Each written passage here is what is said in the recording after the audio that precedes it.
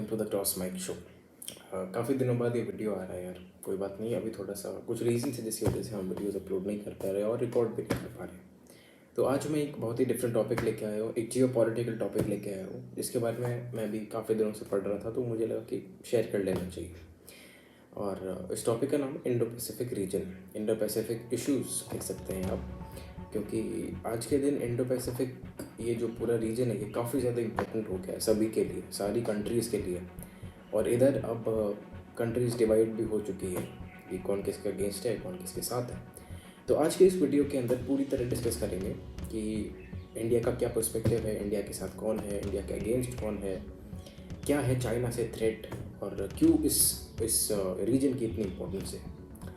तो beginning with all these, शुरुआत करते हैं। First of all let's look at the geographical location of this region, Indo Pacific region, as the name states or defines this region. Indo-Pacific region is the combination of two oceans, like the Indian Ocean and the Pacific Ocean. As you can see in this picture, this dark region, the shaded region, is the Indo-Pacific region, and this plays a vital role in the world today.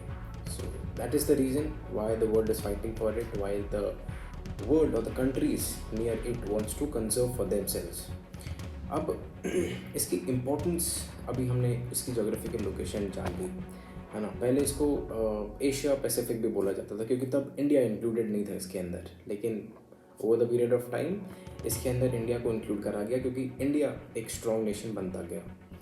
अब इसकी importance क्या है वो देख लेते हैं। इसकी importance काफ़ी सारे पर्सपेक्टिव से है। एक तो जो सबसे मेन जो इशू, वो जो रीज़न है इसकी इम्पोर्टेंस का, वो है इसका मैरीटाइम रूट। अब इसका जो रूट है ये पूरा यहाँ से स्ट्रेट ऑफ जितने भी स्टेट्स हैं इंडिया और श्रीलंका से गुजरती हुई, फिर ये मलेशिया और ये सिंगापुर से गुजरती हुई, ये सारी स्टेट्स, और इससे ये बहुत सारा ट्रेड होता है। As per the reports world का 40% ट्रेड यहीं से पास होता है। वर्ल्ड के जो शिप्स हैं, कहा जाता है कि 90,000 वेसल्स शिप्स के यहाँ से गुजरते हैं, एंड इट्स ह्यूज। सो सब चाहेंगे, सारी कंट्रीज चाहेंगे कि ये एरिया फ्री रहे, फ्री ऑफ कॉन्फ्लिक्ट रहे, ओपन रहे सभी के लिए। हाँ, यहाँ पे एक पर्टिकुलर कंट्री का डोमिनेंस ना हो। इसी को पर्सपेक्टिव में रखते हुए ये चैलेंज, इसकी फ्रीडम मेंटेन करने के लिए ये चैलेंज आज हर कंट्री फेस कर रही है, क्योंकि हर कंट्री अपना ट्रेड ओपनली करना चाहती है, फ्रीली करना चाहती है। अब इसकी दूसरा जो रीज़न है, इस इंडो पैसिफिक रीजन का जो दूसरा जो इम्पोर्टेंस है मेरे हिसाब से, वो है इसके फिशिंग ग्राउंड्स। अब मैं आपको ये आपको पता होगा कि यहाँ पे दो करंट्स मीट करते हैं, एक कोल्ड ओशन करंट, एक वार्म ओशन करंट।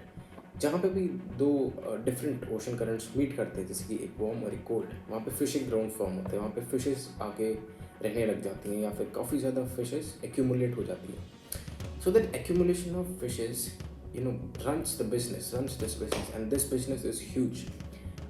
फिशरमैन के लिए बहुत हेल्प होती है, और इसीलिए इसके ऊपर कंट्रोल रखना चाहती है हर country.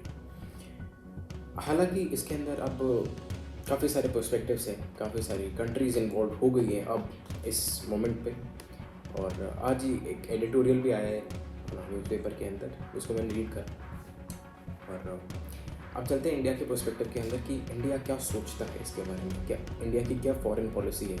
First of all let me be very clear that India has been strategic about this Indo Pacific region since a very long time, but now it's strategically clear that it has to fight against China, because China is the biggest threat in today's time for this region, or South China Sea, East China Sea, all these these are the regions which are in conflict.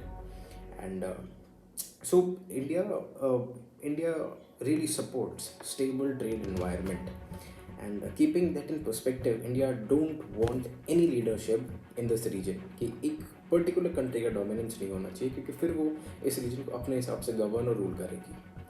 और इसीलिए अब देखो, हम we see in the society, we see in our surroundings, whenever we have common issues, we come together, we unite and we fight. The same thing is happening here. USA, Japan, Australia and India form Quad, and this Quad grouping is, ये माना जाता है कि it is anti China, और माना ही नहीं, ये है भी, ये सच्चाई है कि it is anti China. It is to preserve the freedom and the free trade, the flow of trade in this region, Indo-Pacific region. तो Quad grouping is anti-China, it is clear. और इसकी पहली वर्चुअल समिट भी अभी कुछ महीनों पहले हुई है, it was historic. Then coming to China threat, कि चाइना से थ्रेट क्या है. अब आपने अगर आप थोड़े बहुत भी अपडेटेड हैं तो आपने सुना होगा कि साउथ चाइना सी के अंदर ये जो आइलैंड्स है सेनकाकू, ये काफ़ी ज़्यादा न्यूज़ में रहते हैं. इन सभी आइलैंड के ऊपर चाइना अपना हक दिखाता है, या फिर ऐसे कहते हैं कि ये आइलैंड्स हमारे हैं. लेकिन जो यहाँ की आसियान कंट्रीज़ हैं, इंडोनेशिया हो गया, फिलीपींस हो गया, ये सारी कंट्रीज़ बोलती है ये आइलैंड नहीं हमारे हैं. तो ये लड़ाई वहाँ पे चलती रहती है. अब ये सेम चीज़ चाइना ने एक बहुत ही आप कह सकते हैं कि अजीब सा वो क्लेम करा उसके अंदर, भूटान के अंदर एक वाइल्ड लाइफ सेंचुरी है, नेशनल पार्क है. तो उधर वो भूटान के काफ़ी अंदर है, लेकिन फिर भी चाइना ने क्लेम करा कि वो हमारे रीजन के अंदर आता है. It was unfortunate, it was shocking to the world कि ऐसा कैसे कोई कंट्री ऐसे कैसे कह सकती है. So this is the kind of policy China runs with. Coming to China's threat, कि चाइना का थ्रेट हमें क्यों होना चाहिए, चाइना को हमें क्यों लाइटली नहीं लेना चाहिए. उसके कई सारे रीजंस हैं, क्योंकि अगर आपको पता है तो श्रीलंका का जो हम्बनटोटा पोर्ट है, जो कि इंडिया से कुछ ही दूरी पे है, हालांकि वो श्रीलंका के एकदम साउथ पे है, लेकिन इट्स नॉट टू फार. तो वो जो हम्बनटोटा पोर्ट है उसको चाइना ने हड़प लिया है 99 साल के लिए, 99 ईयर्स के लिए चाइना ने उसको कब्जा लिया है. क्यों? क्योंकि Sri Lanka has fallen into its debt trap policy.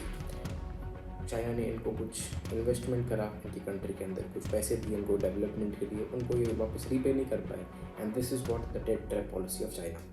अब इंडिया को काउंटर करने के लिए चाइना ने भी काफ़ी काम कर रहा है.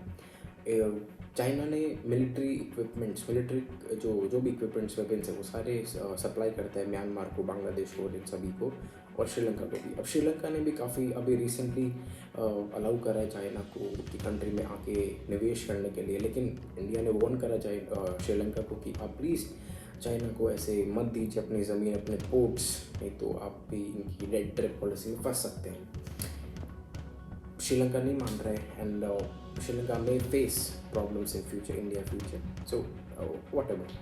अब इंडिया ने भी काफ़ी सारे स्टेप्स लिए. इंडिया ने स्टेप्स ये लिए हैं कि बांग्लादेश को अगर वेपन चाहिए तो बांग्लादेश को वेपन चाहिए तो इंडिया ने एश्योर करा कि हम देंगे आपको वेपन्स.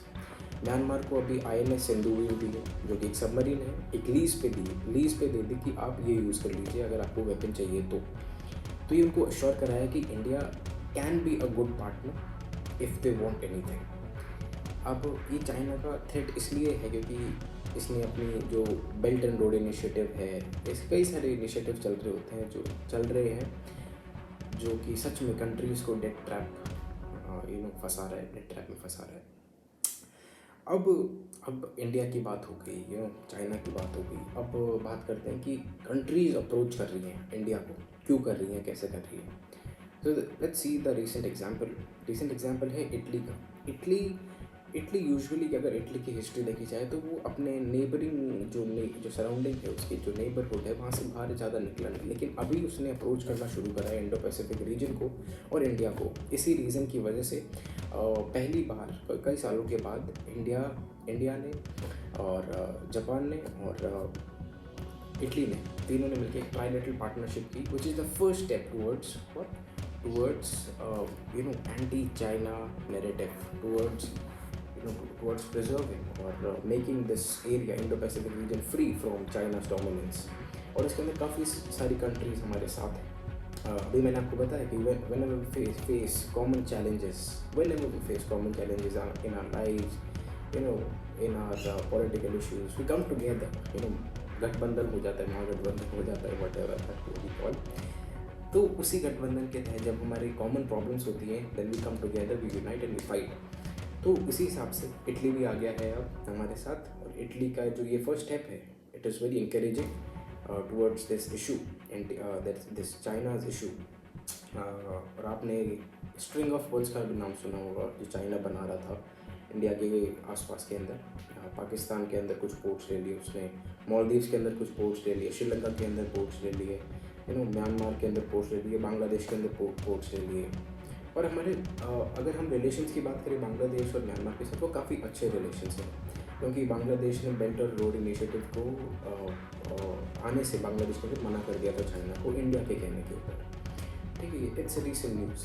तो Indo Pacific region plays a very important role as we can see by these cases. So I hope you have liked this video, you have understood it well, और मैंने पूरी कोशिश करी है कि एक बहुत बड़े इशू को एक छोटे टाइम स्पैन के अंदर समझाने की, और आपको कुछ क्लैरिटी आई होगी. You may have found this video informative. If you have found this video informative and knowledgeable, then you please to subscribe our channel, The Cross Mic Show, and you can like it and you can tell us in the comment section where we can improve, और topics का suggestions भी आप दे सकते हैं अगर देना चाहें तो. So that's it as of now. Bye and thank you.